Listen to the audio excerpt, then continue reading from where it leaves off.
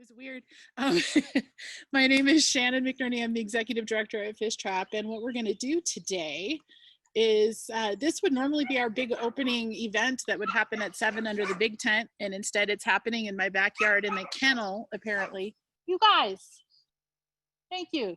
Um, so what we're going to do today is I'm going to just read you a little bit of something that I wrote to kind of help set the scene, and then bring on somebody that I'm really excited to hear from, which is Frank Walker.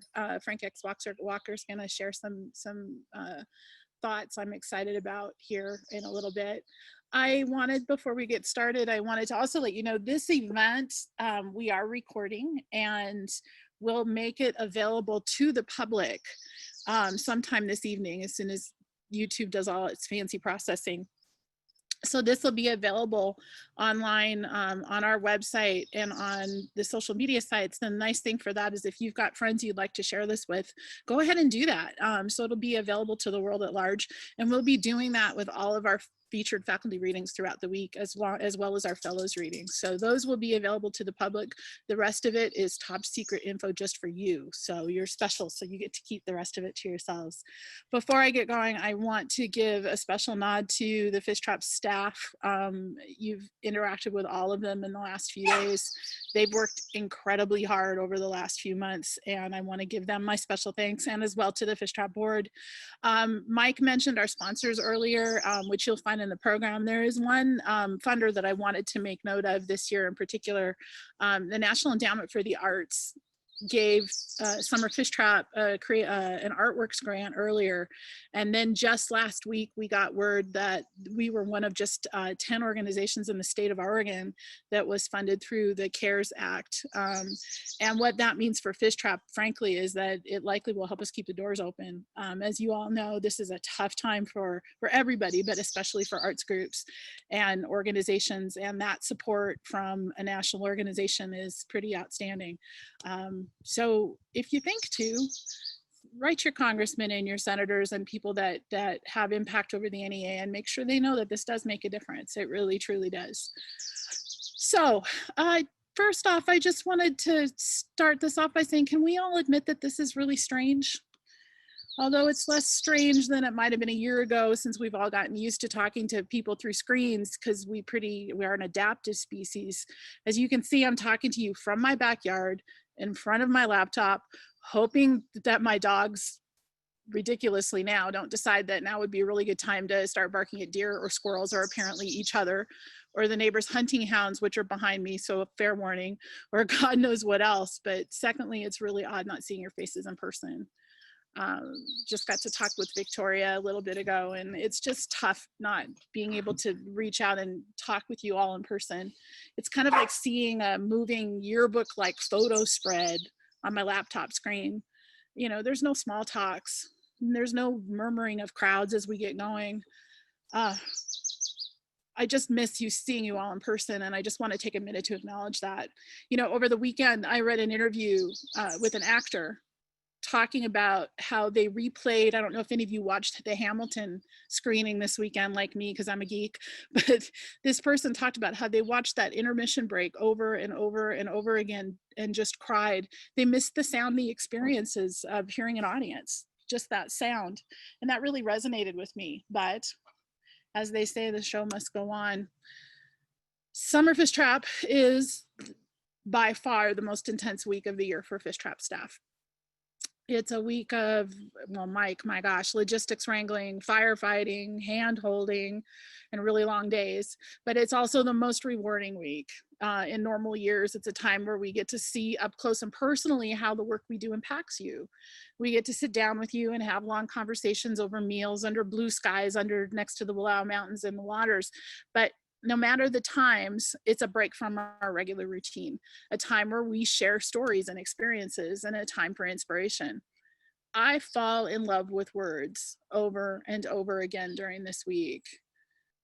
And while this year is different, so much feels familiar. The night before Summer Fishtrap is always an anxious one for me. I was talking to the staff about that this morning. Last night was no exception. there's lots of butterflies and nerves. You don't sleep very well. There's lots of, for me, lots of thoughts sent out to the universe that this would be a good week for everyone. This morning felt very much the same too. 100 emails from Mike. It seemed like, we all need to go easy on the coffee. The logistics wrangling, firefighting, and hand holding are still happening, and so are the long days. But I worry that there's a real risk that if we're not careful, it can feel like just any other week. I don't know about you, but Mondays and Thursdays and Saturdays are all starting to blur into a sameness, screens and chores and interruptions. So that's my challenge for you all this week. Don't let that happen. Make a commitment to making this week a Summer Fishtrap week. Make a promise to take this time for yourself. I know I am. Put your writing first. It will be too easy to let yourself fall back into these daily routines without the separation of this place, but do it anyway. This time is for you. Savor it. Turn off the news and the noise. It'll be waiting for you when you get back, I promise, whether you want it to or not. Last year we talked a lot about Ursula, and case in point, here's another quote that rang true for me. From The Left Hand of Darkness, she wrote that the only thing that makes life possible is permanent, intolerable uncertainty, not knowing what comes next. That's one big lesson I've learned over the past months. This noise is not going anywhere. Neither is the unknowing. Creating space for something else takes effort. So that became obvious in March. Do you guys remember March? I think it was about 30 years ago. The Fishtrap House officially closed to the public on March 17th. St. Patrick's Day, or the one day of the year you better damn well call your parents if you're in my family. It's funny. I called my parents and my best friend and an old teacher friend and a high school friend and some people I hadn't talked to in a while, and I just wanted to feel connected. There was so much information, so much swirling and fear. I also remember that week the president was asked what he would say to the Americans who are terrified. And I recall the answer was something less than inspiring, so I decided to answer it for myself. And I wrote this: it's okay to be scared. This is scary shit. You could lose your job, your house, your neighbor, your family, your life. I say it's reasonable to be terrified. Feel it, acknowledge it, and then let it be. It'll be back tomorrow, no worries there. But also pay attention to the other things you're feeling: exhaustion, hope, sadness, grief, the need for escape, love, laughter, all these things and more. Acknowledge them, give them space, and pay attention to those around you, to the sun and sky, to the ground you stand on, to your body. And know that even if you feel alone, you're not going through this alone, not by a long shot. That last part really jumped out at me a week later. Mike and I were having a long conversation, one of many long conversations about Summer Fishtrap. As you probably know or have guessed, Summer Fishtrap is by far our biggest program. It keeps the doors open for Fishtrap for a good portion of the spring and summer. Canceling Summer Fishtrap could have been the end for us, and likely would have been. But at that point, we weren't sure if we had any other options. Should we cancel it, take a chance that things would be normal and reschedule it for September? The long shot that came up was, well, could we create a digital experience? We'd wanted to create some kind of digital content for a while, but the combination of a very small staff, a busy schedule, really unreliable rural internet access, a global pandemic, and the shortness of time kind of seemed prohibitive. But then we got an email from David Axelrod and EOU. They said if we wanted to take the leap and create a digital event, they'd leap with us. We wouldn't be alone. Shortly after, Mike reached out to the Summer Fishtrap faculty, and then they said they were in too. I remember that day very well. And then there's all of you. This is what gets me. Over half of you signed on to go on this adventure with us. And those of you who couldn't, of those who couldn't, over half said they'd take credit towards next year's program, and some even donated their registration fees. It is not an exaggeration to say that your willingness to leap with us, to have that courage, saved Fishtrap. I want you to sit with that for a minute. It's humbled me for 3 months. And it gave us all courage. In the past 3 months, Mike, Whitney, and Janice and the team at EOU have done something remarkable. They've converted a 33-year-old writing conference to a digital experience almost entirely from their homes. Will it all work? Probably not. Certainly not the way we planned it. Uncertainty, remember? But much like a first draft or an improv session, we're going to keep going together. And I can honestly say that I think the work we're doing together this week is going to have impact on Fishtrap and how Summer Fishtrap works for the rest of its ongoing life. But now it's time to get some writing done. The world still swirls around us and the noise can be deafening. These are times our descendants will read about in their history books. Long denied, much needed, and often painful conversations are happening. Sometimes I feel like I'm spinning backwards, but then I look outside. I breathe in the air of this place and I write. If you're missing this place, make a place for yourself. Go outside, breathe deep. Grab a handful of earth if you can, or potting soil. Connect with your place. Immerse yourself in your writing. Acknowledge the privilege that's this virtual space, to be here, to write, and to have a gift that by its very nature gives you a voice. Use your voice with courage. We can't wait to hear what you have to say. Thank you. I would like to acknowledge and bring on our faculty member, Frank X. Walker. Frank, if you're there, if you could unvideo yourself, show your face.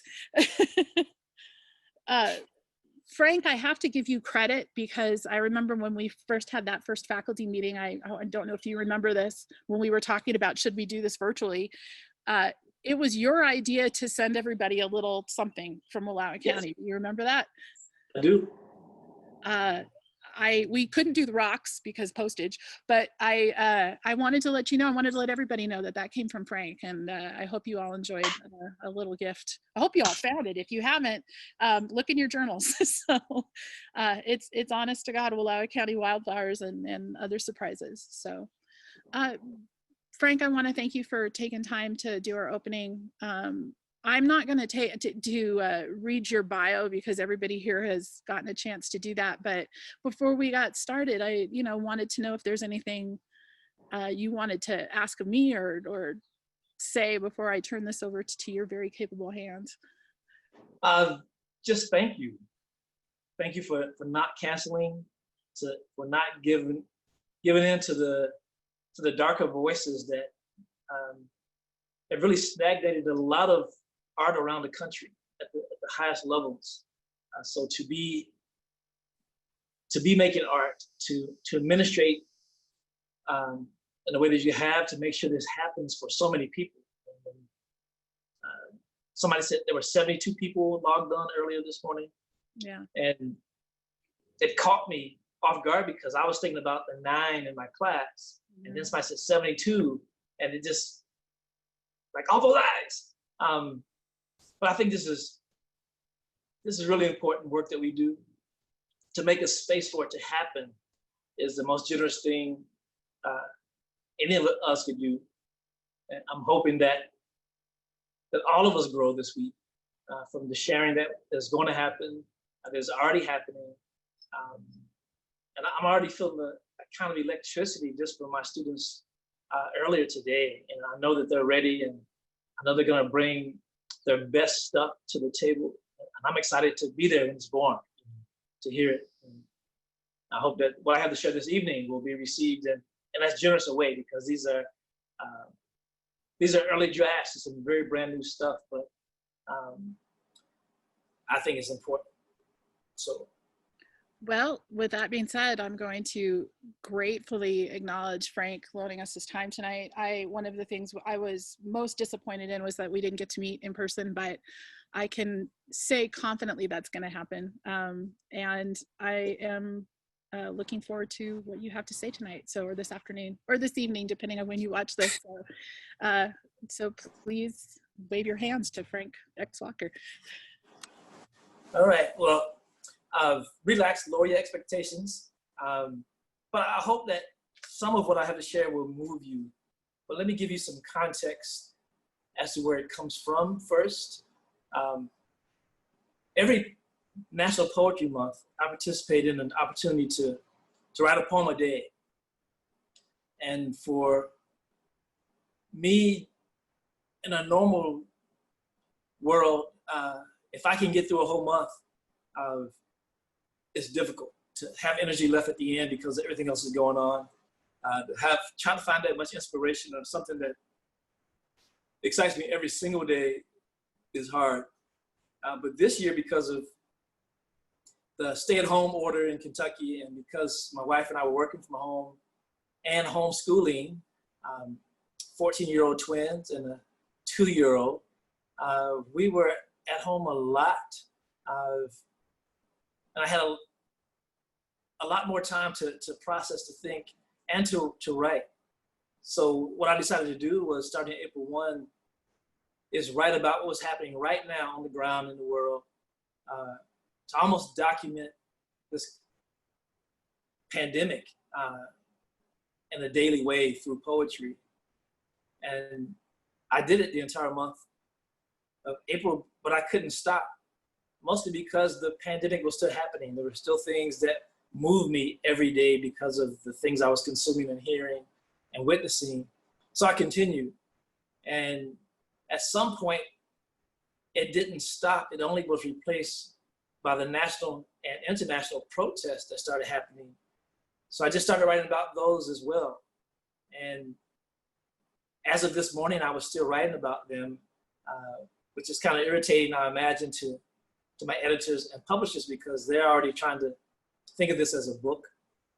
But so I'm going to read these poems. I'm going to try to, because of the difficult nature of some of them, I'm going to try to do something healthy, I think, for us, and start in a place of love and end in a place of love. You know, I think that that's the one thing that's important.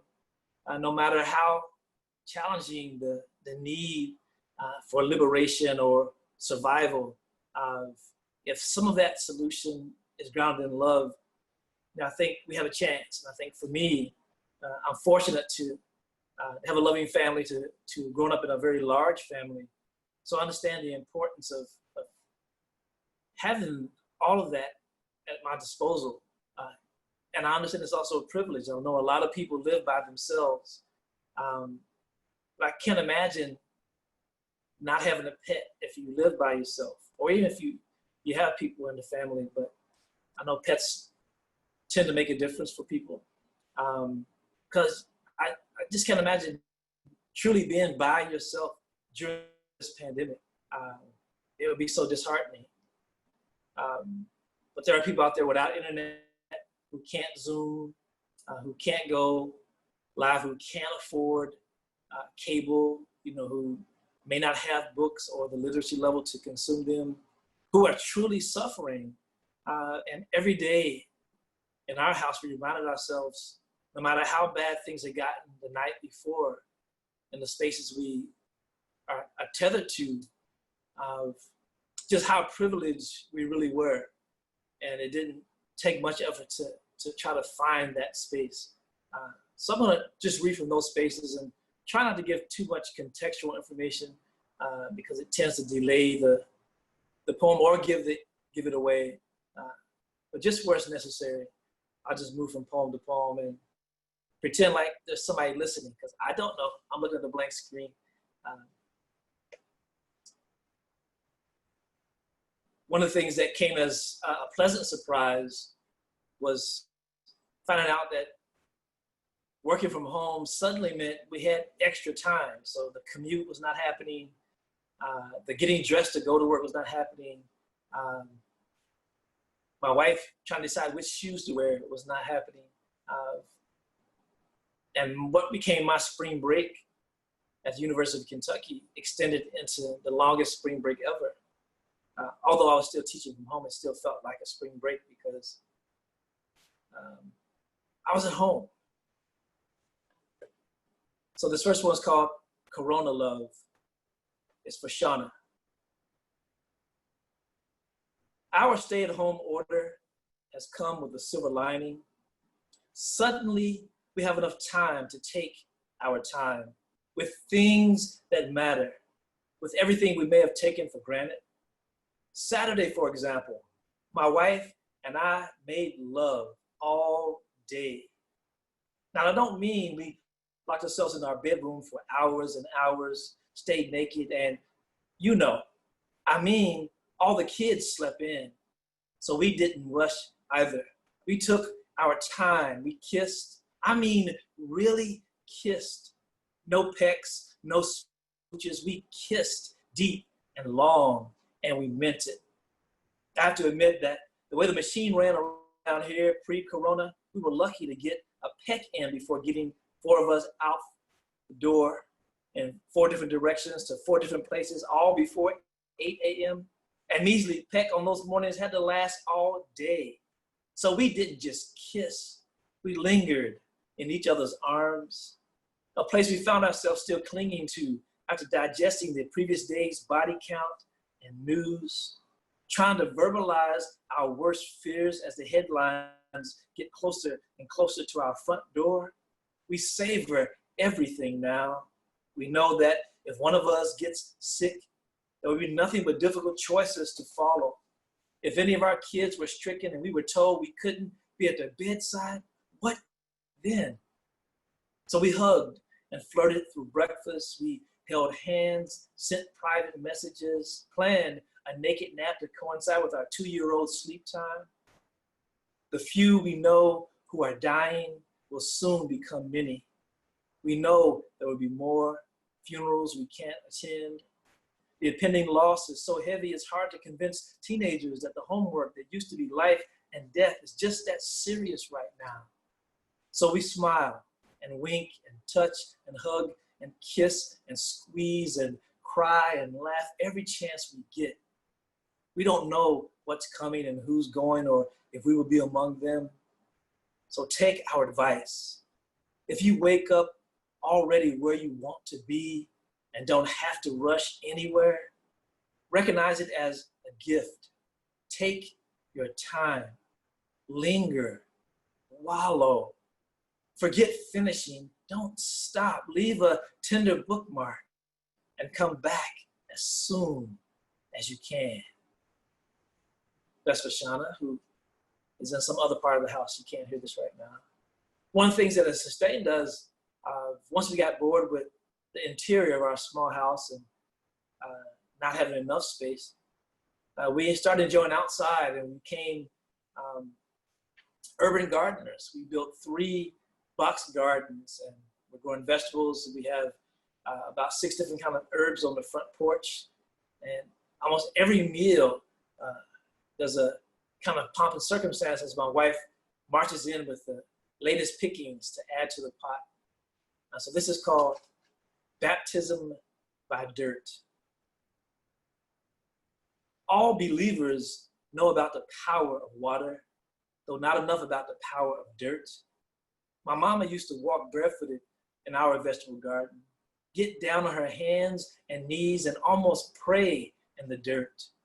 My wife and I and our 2-year-old built and planted 3 raised bed gardens. Watching her dip her fingers into the dirt to coddle what would feed us reminds me of Mama and then. What is it that women know about nurturing a seed into a piece of fruit, about believing in the power of dirt and suns and water? I return from our labor with sore knees and back, fingernails and hands caked with dirt. She floats back into the house almost burdenless, as if she spent the weekend burying all of her heavy things, as if she whispered to something sacred, and it whispered something back. Yeah, we really appreciate those wider spaces that many of you enjoy living here in the city, in downtown Lexington. This is a poem for a friend of ours who's a farmer by trade. He actually gave up his teaching job to go back to the farm full time. So this is for Jim. It's called Why We Finally Leave the City. If COVID-22 is airborne, prepare for airlocks instead of front porches. submarine hatch-inspired front doors and home education pods for the rich, state-issued headsets for the proletariat, already obsolete ebooks for the urban poor, a new space on personal IDs and documents noting one's viral status and history, illegal respirators and military-grade hand sanitizer, no more malls or stores, just rooftop landing pads for drone-delivered everything. A new generation of germaphobes will never sit in a library or a restaurant or bar. Random blood testing by rubber glove police everywhere but gated, airlocked communities. Permanent bans on playgrounds, concerts, and public schools. Expensive designer masks that recycle the air you breathe and cheaper ones that don't. And golf courses and public parks, all replaced with solar-powered hug and touch museums, because that's what we'll miss the most. During the shelter in place, we had a couple of big thunderstorms here in Kentucky to welcome the spring officially. The challenge of that is also means it's tornado season. So the worst thunderstorms here also bring with it this fear that it's not just a thunderstorm. And the other thing beyond gardening we've been doing, we now have 4 bird feeders and are going through so much birdseed a week. Because I think we must be the only house in the neighborhood for about 10 square blocks who feed these birds. But we love it, and we start at the kitchen window every morning and watch them. And so there's you probably won't miss the metaphor or be sure if I'm talking about our little kids or the birds and the trees, but they kind of get conflated in there. This is something I wrote after a really bad storm called Stormy Forecast. Last night, at the height of the drama, it was me perched by the open window listening for sirens, worried the ominous sound and wind was more than the thunderstorm that seemed to park itself in our backyard. After checking all the doors and windows again, I wondered about the pair of cardinals and the humble sparrows at breakfast at our kitchen window. I think about the smallest of birds roosting upstairs in the still half-naked trees. When the sky burst open again with crackling searchlights, with momentary sun followed by a deep-throated rumbling that shook everything in the house, did they squeeze their perches tighter, tuck their heads under their wings and huddle beneath the covers like we did? Did they waste a moment contemplating fear and humility, or simply dream of the fat worms the rain will coax out, grateful for the synchronicity and power of spring storms and their need for fresh nesting supplies? When they sing back daylight, when they unlock their throats and call us up a new sun, will they simply have slept through it all? Will they spend even a second regretting anxiety-ridden, terse exchanges traded in the night, the too real dreams made darker by the evening's news? Or worry, even a little, who in their tree will be taking their last flight? Quite a few of these reference the end or the lack of immortality that really exists in the world. We have quite a few friends who live in all the problem areas in New York City and Detroit, and Atlanta and Florida, friends and relatives. So sometimes the bad news comes via Facebook mention or post. Sometimes it comes on the phone, sometimes it's on the news. It made me think about my father, who lost his sister.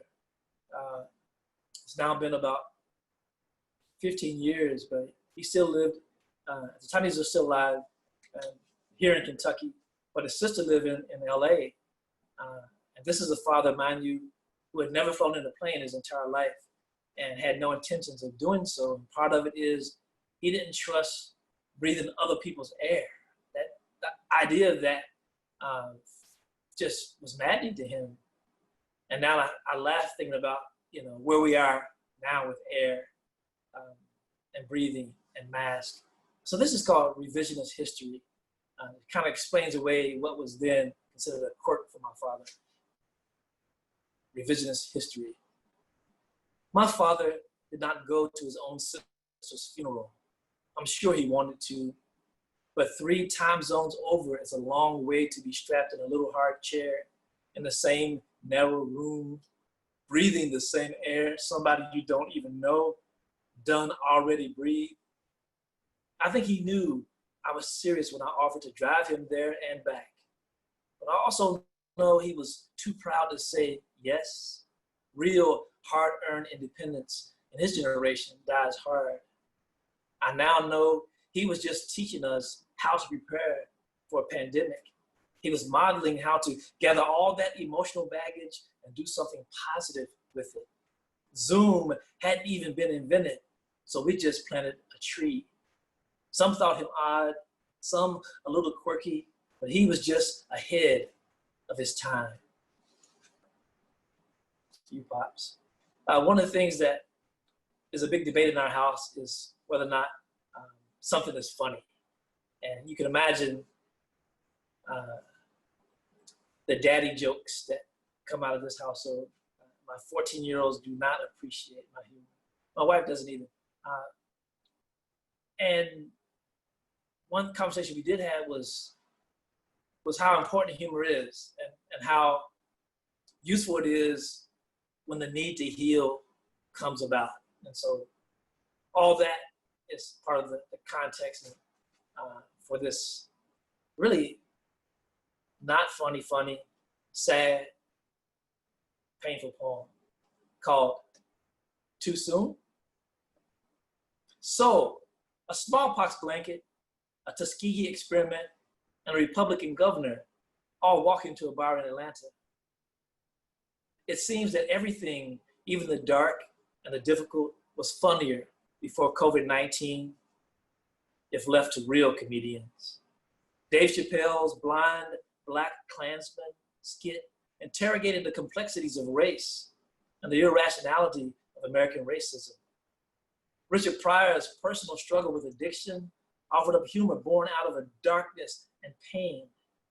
They were rarely silly and goofy for saccharin's sake, never mean-spirited, targeting someone less fortunate just for laughs. Making comedy self-deprecating without becoming minstrelsy is an art form. It's a gift. We don't know if we can really survive the coronavirus until somebody makes a joke and it only hurts a little. All right, I'm gonna read one more poem that is actually officially in the pandemic part of this collection, but it's the perfect interlude to the protest part because the subject matter is about both areas. They really overlap. And this is the whole situation with wearing mask. And this is one way you know you're privileged if it never occurred to you that wearing a mask might be dangerous instead of life-saving. So this is called Masked Man Black.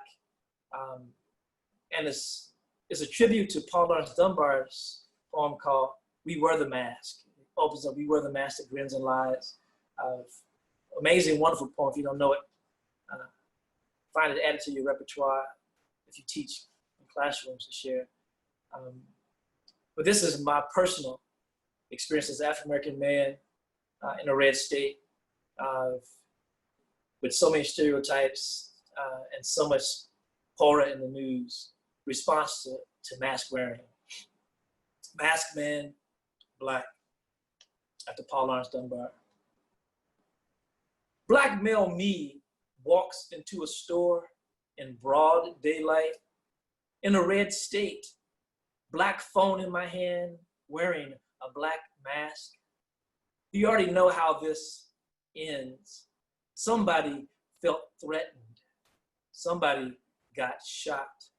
Black woman wailing makes news, but it isn't new. All the chalk outlines are white. All the states are red. The coronavirus doesn't discriminate. Racists still do. Peel off mask. No grins. No lies.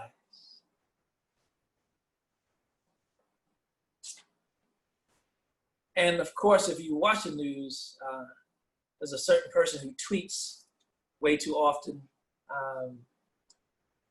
whose commentary ends up being fodder for almost everything. And sometimes the comments are so poorly timed and irrational, you wonder if there's even a darker, sinister thing behind the continuing of that. How am I doing on time, Shannon? All right? Okay. This is called DJ Battle, and it has an epigraph from President DJ Trump that says, when the looting starts, the shooting starts. DJ Battle. The oppressor's private property is always more important to the privileged. That power is what police protect. Backed by a National Guard fronting a commander-in-chief known to incite and encourage violence against POC by the FOP and other good people versus thugs. If you don't understand this behavior or these people, you don't understand emotional or psychological pain. You don't understand generational grief. And you really don't understand injustice or American history. No justice, no peace. No justice, no peace. Just ICE raids, no guilty cops, just us, dead, dying, and chalk marked over and over again like some whack DJ rewinding the bridge or dead refrain, scratching at our eyes with already viral, breathless black porn, professionally made by the hands, feet, and now knees of thug police. Again, instead of turning the tables, we drag out turntables and spin and spin and spin, searching old wax, seeking to sample something human, anything truly good to mix with this black, with this life until we matter. Some of the things that I chose to write about came straight out of the news with images. And there was one that got a lot of play that showed an armed takeover of state capitol. And there's this image of this burly man who's armed to the teeth, who's almost spitting in the face of the security, who I think were state troopers. And having written a book about Medgar Evers and Medgar's assassin, you know, there's a close correlation with violence and sexual deviance. So this poem comes out of that same space. It's called "To the Man Spewing Spit and Vitriol in the Trooper's Face at the Capitol." Expressing so much passion towards a woman who is not even there. A kiss away from a man who pretends that you're not there either. Has to be a whole chapter in the S&M Guide to the Universe, a sex manual for broken men. Maybe the ever-present Confederate flags are constant reminders of a time when a noose and the rope that birthed it was not intended for the woman you paid to bind you at night, but for bad hombres and N-words you fear she dreams about, that you handcuff her because the police academy rejected you too. And when you role play, she is Emmett Till or Trayvon or another 14-year-old boy, but that would make you a pedophile. And you ain't sick, just angry at a woman who you believe locked you up too tight, stripped you of your liberties, made you feel like a slave or a Rosa Parks, except for the massive gun you are carrying, which is not about overcompensation per se. You claim you no longer have freedoms because a woman in the state house took something precious and sacred from you without your consent or before you could agree on a safe word.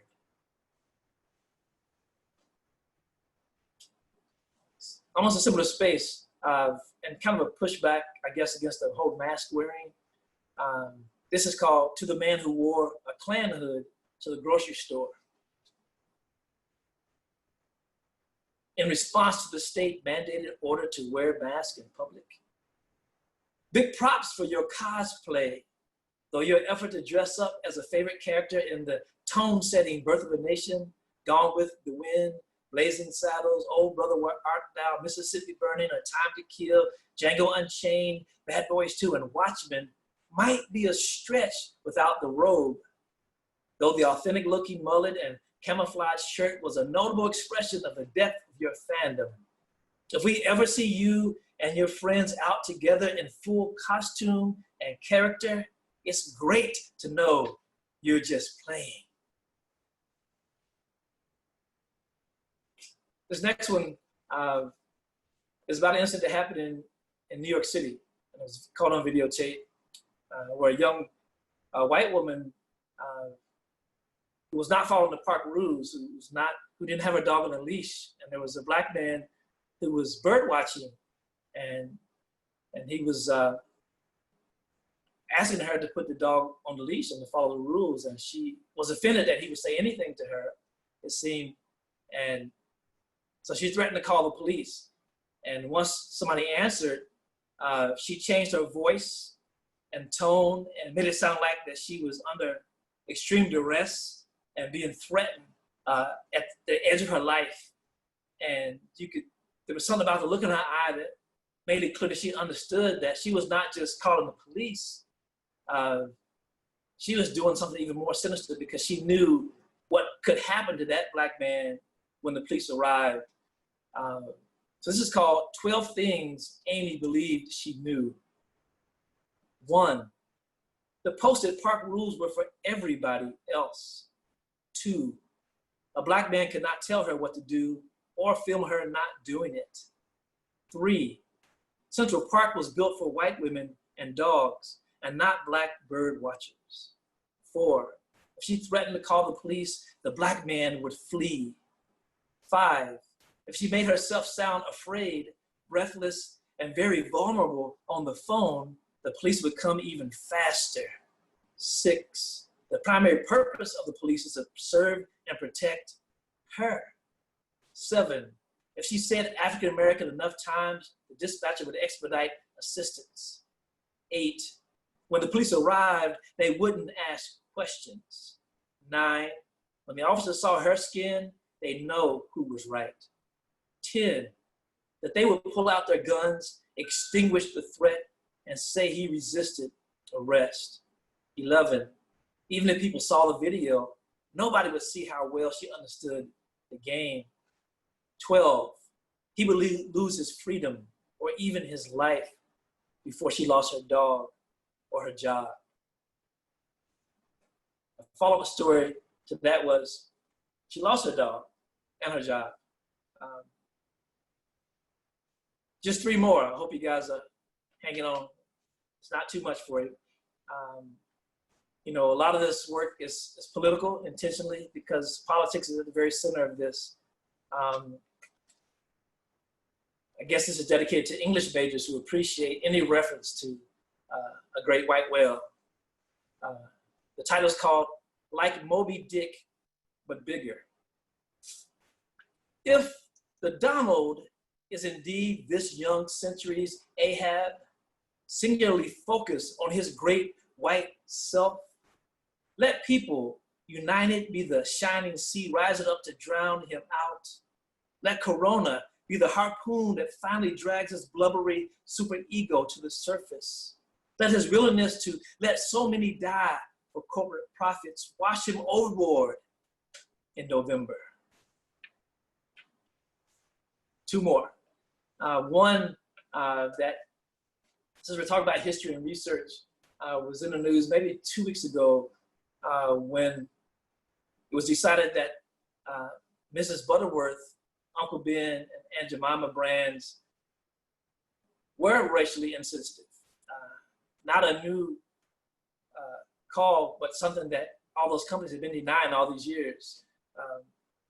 But each of them at their companies have committed to at least changing the brand name or the image at the very least. But this is called Mrs. Butterworth, Uncle Ben, and Aunt Jemima. Mrs. Butterworth, Uncle Ben, and Aunt Jemima walk into a bar in America. Butterworth says, "I'm being repackaged." Ben says, "I'm being rebranded." Jemima says, "I remember when they branded my mama on her back." The bartender says, "I could stand in the middle of Main Street and kill somebody, and I wouldn't lose any voters." Butterworth says, "Then I'll take 8 bullets in my sleep." Ben says, "Choke me to death with your knee." Jemima says, "Lock me in a holding cell and say I decided to hang myself." The bartender poured the drinks, said he felt threatened and was simply standing his ground. He said he thought the thug was reaching for a gun. The headline said, "Well-loved American foods resisted arrest, failed to comply, and were delicious while black." Butterworth's daughter said, "Here's to progress. We might finally get an anti-lynching bill." Ben's son said, "I'd rather they abolish qualified immunity." Jemima's kid said, "You know, they abolished slavery once. Then they hung my mama on that box." And this last poem I'll read for you circles back around to love. I was really struck by a decision this young couple made in Philadelphia to get married and then walk outside and join the protest. My wife and I were a little weepy behind the idea, but actually filled up by it at the same time. And as soon as I conclude, there's time for Q&A until Shannon declares us over. So if you have comments or questions, we'll try to accommodate those. This is called "Y'all Say I Do, We Say Black Lives Matter" for Carrie and Michael. What a powerful way to say "till death do us part," to stand in defiance of murder after murder after murder and still choose life together, to seal your vows and then march for all our promises. In these Philly streets swollen with protesters, they replaced thrown rice with tear gas and pepper spray, but it still felt more like a large reception for freedom than a riot. Resplendent in wedding gown and tuxedo, fists raised high to demonstrate that Black love is the liberation married to the joy that fills your faces. Thinking only of the honeymoon, where all couples know justice because Black couples know peace. Thank you.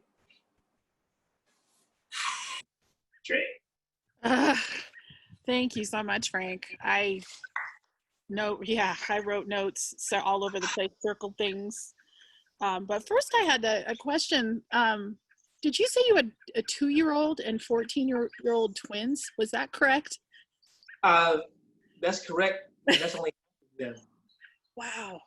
And you're all in the house together, and does that explain the big shelf of Kentucky bourbon I see right over to the right? Well, that's the emergency supply.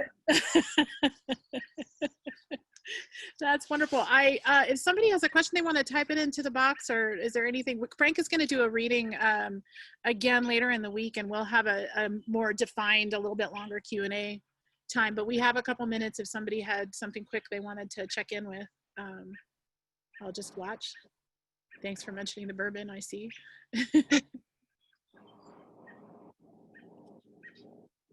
Okay, well, so tomorrow, so again, just to remind everybody, this is going to be sometime tonight, like I say, when YouTube is done doing its fancy processing, this will be available to the public online. And so please feel more than welcome to share this with friends and family and anybody you think might be interested. That is something that we enjoy during regular summer fish trap. And I know, Frank, one of the things we've added since you left is we have a big tent that we set out outside. So we have people that come in from all over the community. So this is our way to try to create an online tent, a virtually socially distanced non-mask tent. So do feel free to share that with people tonight.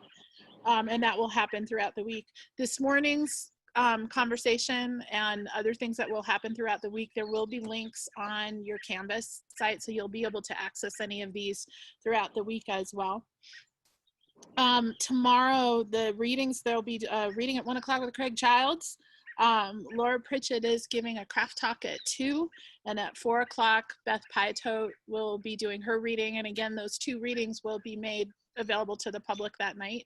So be watching for that. And Mike or Janice or Whitney, am I missing anything? If I don't hear from you, I must be doing okay. Gold star for me. Okay. Again, if you want to take advantage of purchasing books from the Book Loft, I know one of the things that we weren't able to do is one of the great things after these readings is we're able to all gather and buy books and have people sign them. And the Book Loft this year, God bless them, they sent book plates off to all of the Summer Fishtrap faculty.